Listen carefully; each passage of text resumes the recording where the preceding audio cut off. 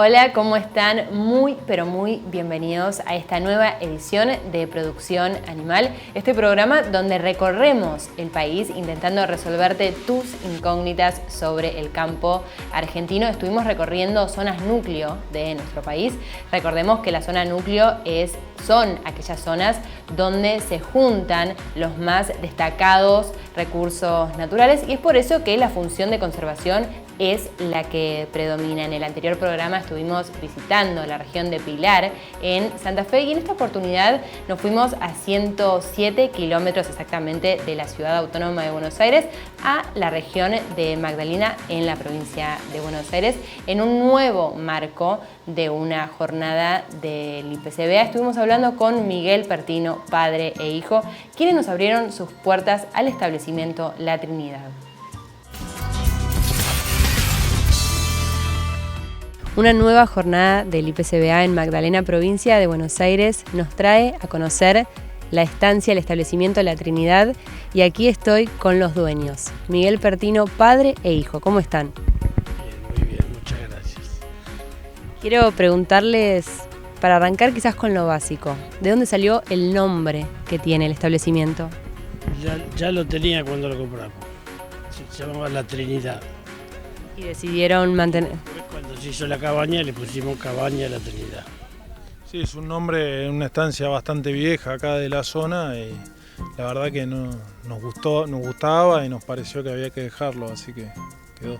Y me interesa conocer un poco la historia de ambos como productores y qué diferencias encuentran como productores entre ustedes mismos, trabajando padre e hijo.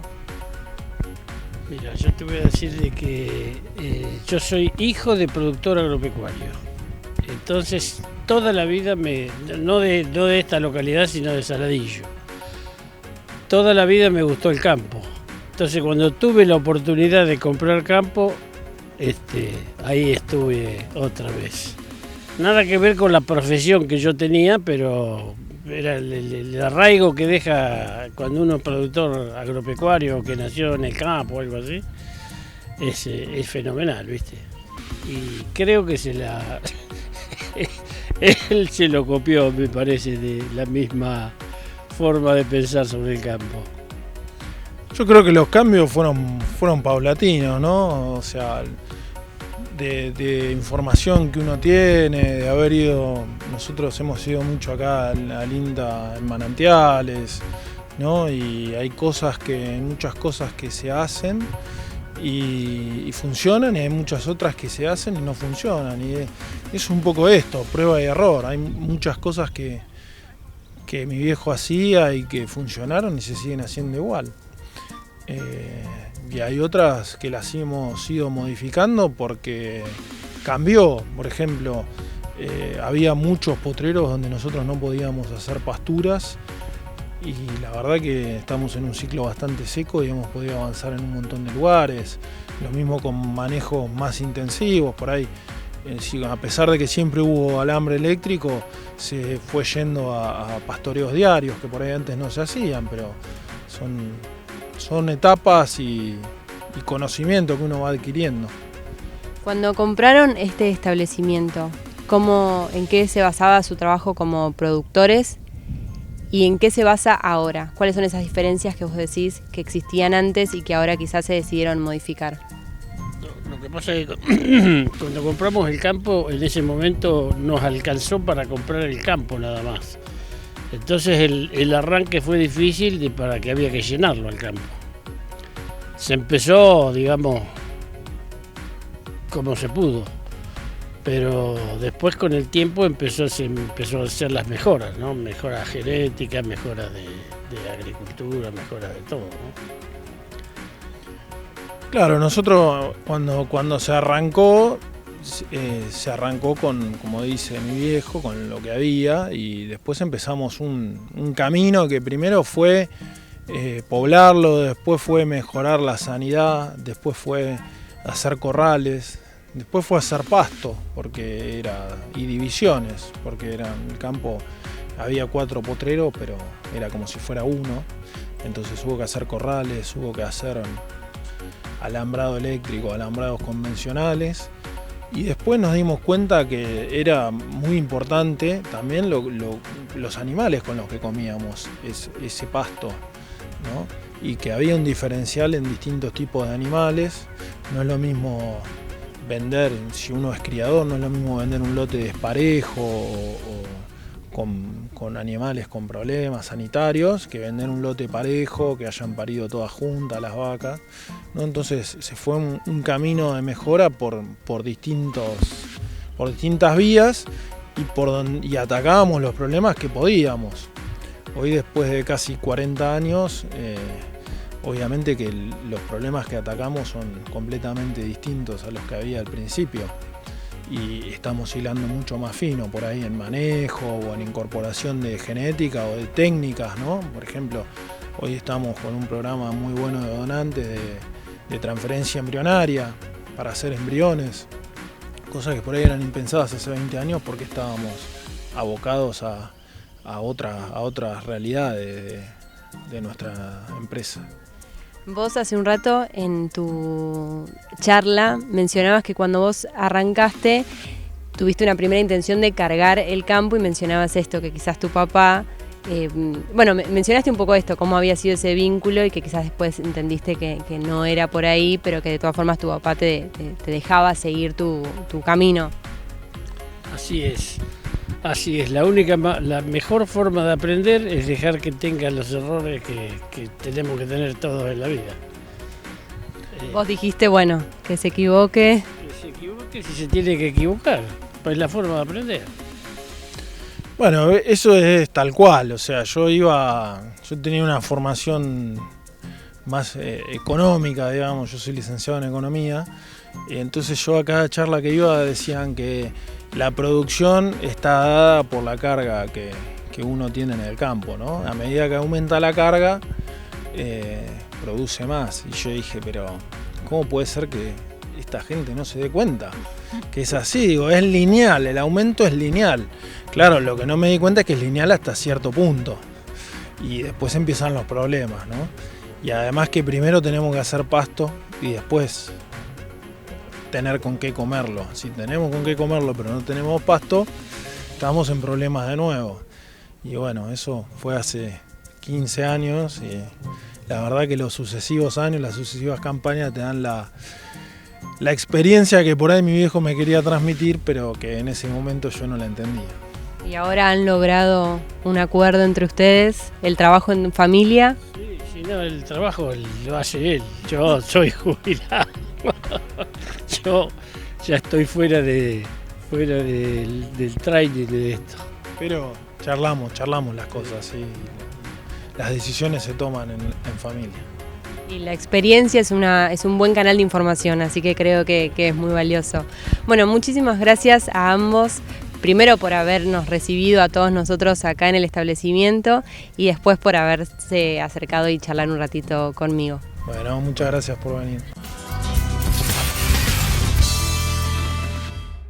Y si hablamos del establecimiento La Trinidad, es importantísimo mencionarlo a él, a Martín Lavaronier. Él es el encargado del establecimiento y nos cuenta un poco cómo es el trabajo día a día en La Trinidad. Mirá.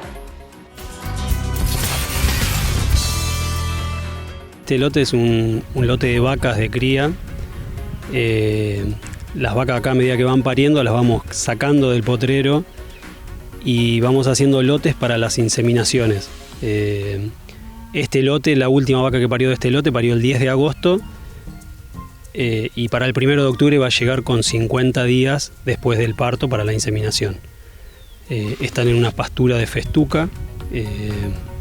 Bueno, este año la verdad que como viene la seca no está como nosotros quisiéramos que estuviera la pastura, pero lo vamos comiendo con eléctricos, en frontal le vamos corriendo el eléctrico y hacemos cambios diarios en la pastura para que rinda más.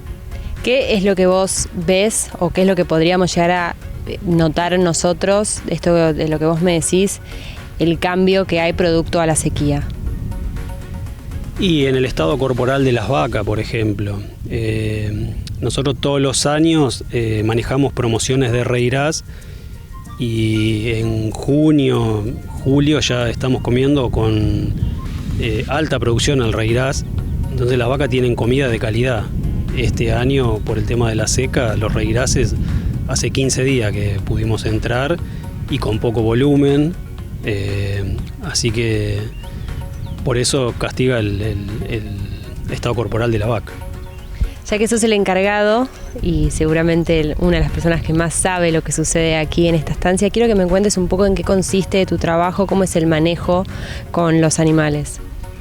Bueno, esto al ser cabaña es un seguimiento desde que el ternero nace hasta que se vende toro o vaquillona.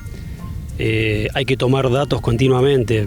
Por ejemplo, el ternero al nacer, el mismo día que nace, se pesa el ternero, se le pone un tatuaje que es el mismo número que la caravana que se le pone al ternero. Se pesa el ternero, se toma el número de la madre y se anota todo en la libreta. Después al destete se pesa de vuelta al ternero y se pesa a la madre. Al año se pesa de vuelta al ternero y todos esos datos se manda al Breed Plan australiano y ellos mandan los DEP de la información de, por ejemplo, los toros, la progenie de esos toros, los datos que va a tener. Esta cabaña es de Aberdeen Angus. Los toros se hacen prácticamente todo a campo. No se suplementa, o sea, la comida es silo de maíz y reirás, que hacemos pastoreos diarios, con la idea de que los toros vayan a campos que son parecidos a estos y que no sufran el cambio, porque si estuvieran comiendo balanceado o encerrados, después los reproductores sufrirían ese cambio. Acá lo que es el objetivo es hacer toros rústicos a campo y que al productor le sirvan y le den buenos resultados. Y tenemos mucho en cuenta el tema de la mansedumbre también, porque acá se venden 180 toros, es todo, la gente viene acá, no se hace remate, viene acá al establecimiento, entonces la gente se mete dentro del corral a elegir y el toro tiene que ser muy manso. Entonces le ponemos mucho énfasis en la mansedumbre también de los animales. ¿Cómo trabajan en esa mansedumbre? Y las selecciones al destete, el ternero que es arisco se castra y pasa a novillo, no se deja para reproductor. Y después si en el destete por ahí no demostró su mal carácter y lo demuestra más adelante, se descarta igual, sí, no se deja. ¿Y ustedes trabajan de la misma forma con la raza que me comentabas que da la conocida carne Kobe? ¿Trabajan de la misma forma o tienen vidas diferentes? No, tienen vidas diferentes porque hay poquitas, son 20 madres las Wagyu, entonces eso es un lotecito aparte. Que se insemina las vacas. En realidad lo que más se comercializa es el tema de los embriones de esas vacas y el semen de los toros. Y ahora hace un año empezamos a engordar novillos porque se hizo un convenio con 7 productores más para exportar a España. Y es el momento en este programa, en esta nueva edición de Producción Animal, de ponernos un poco más técnicos. También en Magdalena, en la estancia de la Trinidad, hablamos con el ingeniero agrónomo Sebastián López Valiente, quien nos cuenta las estrategias de suplementación que han empezado a implementar después de un año de sequías, un año complicado para la producción ganadera. La verdad que estamos en un momento, el momento óptimo o justo para poder intervenir en los rodeos. Venimos de un año muy duro, una primavera extremadamente seca, un otoño que llovió el 40% de lo que tendría que haber llovido y en lo que va el invierno van 4 veces más de heladas de lo que un año promedio. Con lo cual la vaca de cría está en un estado corporal subóptimo. Naturalmente está en un estado corporal subóptimo, el 45% de los últimos años la vaca está en un momento subóptimo al parto y este año se incrementa por esta situación o este combo climático que tenemos. Entonces tenemos que plantear alternativas de suplementación de la vaca para asegurar buenos índices de preñez y para no perder cabeza de preñez el día de mañana. ¿A qué te referís con suplementación? Nosotros tenemos básicamente 2 posibilidades: encontrarnos con campos diferidos o con sorgo o con algún sorgo diferido o con rollos de pasturas de mala calidad o con campos que están empezando a brotar pero que tienen muy poca disponibilidad. Entonces tenemos 2 escenarios que nosotros tenemos que plantear dos estrategias diferentes de suplementación. Si en el primero tenemos que pensar que el forraje de mala calidad tiene que ser aprovechado, y para que un animal pueda aprovechar al máximo ese forraje hay que suplementarlo con proteína. La proteína en rumen mejora la digestión de la fibra a través de las bacterias ruminales, y lo que hace es que se incrementa el consumo, aumenta la tasa de pasaje y se genera mayor disponibilidad de nutrientes en la vaca, con lo cual podemos revertir ese balance energético negativo que tenía en uno positivo y esperar que entre a ciclar lo antes posible o en incrementar la producción de leche. Si tenemos la otra situación donde uno tiene campos de buena calidad pero de baja disponibilidad, lo que tiene es que la disponibilidad que tiene no alcanza a cubrir los requerimientos de la vaca. Entonces lo que tenemos que suplementar es con energía, que es lo que necesita el animal. Entonces pueden ser henos de buena calidad, un rollo de buena calidad o maíz, ¿no? Cualquiera de las dos alternativas. Tenemos diferencias en la dada de comer, ¿no? En cómo es el suministro de un suplemento proteico y un energético. En el proteico nosotros podemos suplementar 3 veces por semana, o sea que sea una suplementación discontinua, sin esperar efectos en el animal. Sin embargo, el de energía tenemos que sí o sí dar de comer en la mayor cantidad de veces posible, por problemas de acidosis y además por la disponibilidad de la energía que tiene el animal de golpe. Entonces son dos escenarios diferentes y con dos estrategias diferentes que estamos planteando hoy en día que podemos realizar. ¿Y qué resultados están obteniendo? Mira, el primer resultado que nosotros estamos viendo después de 2 años de ensayos, y este año dividimos los ensayos en la chacra de Manantiales y en la Colina Ortiz Basualdo, haciendo suplementaciones energéticas o proteicas, lo que vimos es que se incrementa la producción de leche un 30% y eso repercute directamente en la ganancia de peso del ternero, teniendo al finalizar la suplementación, que son de 75-80 días, 20 kilos más de ternero, y esa diferencia se incrementa al destete, pueden llegar hasta 40 kilos más. Y lo que vemos es que esa vaca, esa mayor producción de nutrientes, además de incrementar la producción de leche, va directamente a la parte reproductiva, teniendo un menor intervalo parto, primer celo, y no modifica el estado corporal. O sea, va directamente no a guardar reservas, sino porque las tiene que utilizar en ese momento, con lo cual también sería más eficiente. Entonces lo que vemos ahora es que estamos en un momento óptimo para pensar en la suplementación. Hoy los costos, hoy en día, la verdad que cierran si es que incrementamos el peso del ternero alrededor de entre un 10 y un 15%, un 10 o 15 kilos, y la verdad que los ensayos que estamos haciendo lo logramos, con lo cual hoy podríamos pensar que es económicamente rentable. ¿Qué desafíos encuentran ustedes a la hora de plantear esta suplementación? Lo que me parece que es más difícil es poder categorizar o estratificar el rodeo, porque es muy fácil a veces hacer un ensayo con todas las vacas paridas iguales en una semana, y muchas veces los rodeos tienen 3 meses de parición, el que está más ordenado, o 60 días, pero lo típico son 3 meses, y hoy en día tendríamos que empezar a estratificar los animales que están paridos de los que no están paridos, o directamente los animales que están en muy mal estado corporal, hacer otro lote y empezar a suplementar. Eso me parece de que lleva mucho más tiempo o más estrategias de manejo que la suplementación en sí. Ahora vamos a ir a una muy breve pausa, pero vos quédate ahí del otro lado porque vamos a estar charlando sobre veterinaria, sobre las técnicas de sanidad que se llevan a cabo en toda la producción ganadera en nuestro país y además un poquito de apicultura.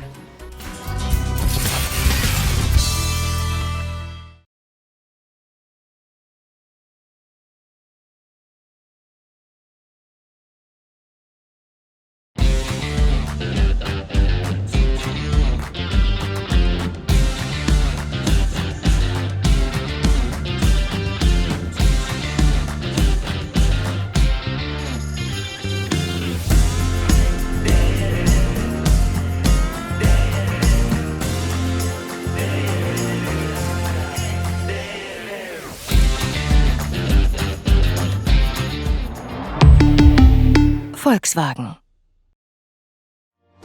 ¿Sabías que la producción ganadera argentina reduce de manera natural la emisión de gases de efecto invernadero? Las praderas y pastizales naturales que alimentan nuestro ganado retienen más carbono en los suelos del que genera el ganado. Compensa así no solo sus propias emisiones, sino también las de otros sectores productivos no rurales. Carne Argentina, carne sustentable. Sabemos muy bien el esfuerzo que hacen miles de argentinos que trabajan e invierten en nuestra tierra. y queremos estar ahí para acompañar e impulsar su negocio, haciendo que su día a día sea más fácil. Si el campo evoluciona, evolucionamos todos. Galicia, siempre junto al campo.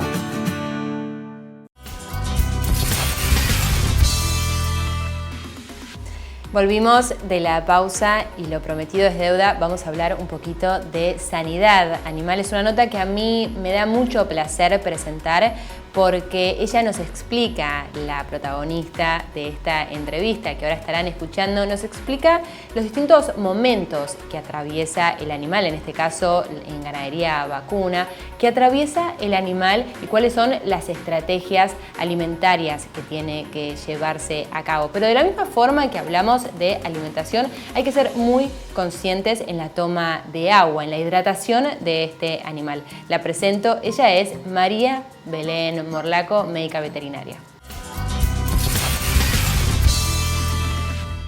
Es un planteo de producción de terneros, de cría ganadera en ambientes agrícolas. Esto inicialmente surge la propuesta para campos de altitud, donde todo el campo se produce en cultivos agrícolas, básicamente maíz y soja, son campos de muy alta producción. Y este planteo introduce la producción ganadera en un pequeño porcentaje de la superficie del campo con varias finalidades. La primera, la diversificación de las producciones, o sea, ganadería más agricultura. La integración de las producciones, o sea, la producción agrícola y la producción ganadera.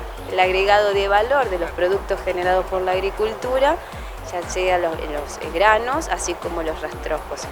La sostenibilidad lograda a través de las rotaciones y de la integración de producciones, la diversidad económica y con la salvedad o con la fuerza de que se logran producciones como son ambientes sin limitaciones de muy alto rendimiento. Entonces son tanto la producción agrícola como la ganadera que se desarrolla en el campo tienen muy buenos márgenes económicos, pero tiene varias funciones, o sea, no solo la parte económica, o sea, es un planteo sostenible donde cierra en todos los aspectos que uno se los propone, desde lo social, económico, sostenible, ambiental, o sea, tiene una mirada muy diversificada y muy fortalecida en todos esos aspectos. Mencionabas esto de la sostenibilidad. ¿Por qué se habla tanto ahora de una ganadería, de una producción sustentable y cuál es la mayor importancia que tiene? La sostenibilidad, una palabra sí es verdad, que se menciona mucho en muchas cosas y a veces, digamos, ¿qué es sostenibilidad? Nosotros la pensamos en este planteo de la cría bovina intensiva, que son producciones que mantienen el capital tierra, son eficientes en el uso del agua. Entonces la sostenibilidad es en cuanto a la preservación de los recursos primarios, que en un ambiente productivo es suelo, agua y el ambiente, ¿no? Lo que recibimos del aire, las lluvias. Y además es sostenible desde lo social, porque son producciones, sobre todo la ganadera, que lleva gente al campo, le da vida al campo, hay familias que se arraigan, hay vida todos los días en el campo. Entonces, y en cuanto a las emisiones o a las contaminaciones, toda esta mirada de los usos de insumos agroquímicos, insumos como pesticidas o exceso de fertilizantes. Esto es la ganadería bovina de cría en este caso, aporta a través del bosteo y de la rotación de pasturas perennes, o sea, por dos aspectos, desde el animal y desde la pastura, enriquece los suelos agrícolas. Entonces, la agricultura que le viene a ese lote, después de un ciclo de pasturas de 4 años, donde tuvo el animal los 4 años defecando, orinando y las raíces de las plantas haciendo lo suyo, logra un plus adicional en rendimiento. Entonces ese sistema termina usando menos insumos y en el tiempo ese suelo sigue manteniendo su riqueza. O sea, es saludable. Hoy hablamos mucho de salud del suelo. Entonces este enfoque que tiene alta rentabilidad en producción técnica física, digamos, de kilos de carne de ternero por hectárea, además tiene esta fortaleza tan grande y que necesitamos tanto hoy en día, después de tantos años de monocultivo o de tener estos ambientes tan explotados del lado de la agricultura. Una última pregunta, ¿en qué está trabajando ahora, lo último, el INTA, por lo menos en la región en la que vos perteneces? Bien, yo actualmente estoy en la agencia de extensión Pago de los Arroyos, que está ubicada en Máximo Paz, que nosotros dependemos de la estación experimental Oliveros, tiene 7 agencias, una está acá en Venado Tuerto y yo estoy en Máximo Paz. Es una zona que tiene una diversidad de ambientes y actualmente trabajamos con productores tratando de que este modelo en los ambientes agrícolas o el concepto de la rotación, trasladarlo a otros ambientes, digamos, poder apoyarlo en sus producciones y seguir contagiando y logrando más gente, más productores haciendo la integración, agricultura más ganadería o ganadería más agricultura. Y después desarrollando líneas dentro de los sistemas, alimentación, sanidad, soy veterinaria, digamos, reproducción, que fortalecen la eficiencia en cría, pero siempre con la mirada hacia el productor y ahí trabajando en campo de productor.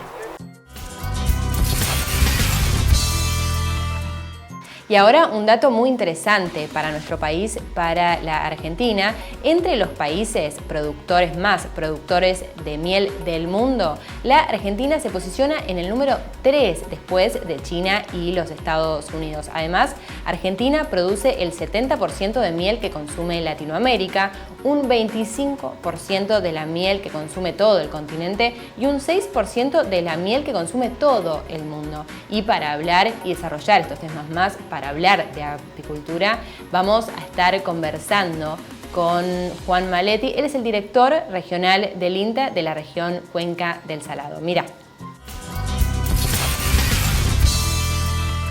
Mira, básicamente nosotros, los argentinos, somos uno de los principales productores de mieles del mundo, ¿no? Pero no solamente somos productores de mieles porque tenemos gran cantidad de oferta de miel hacia el ámbito global, sino porque la miel nuestra también es de alta calidad.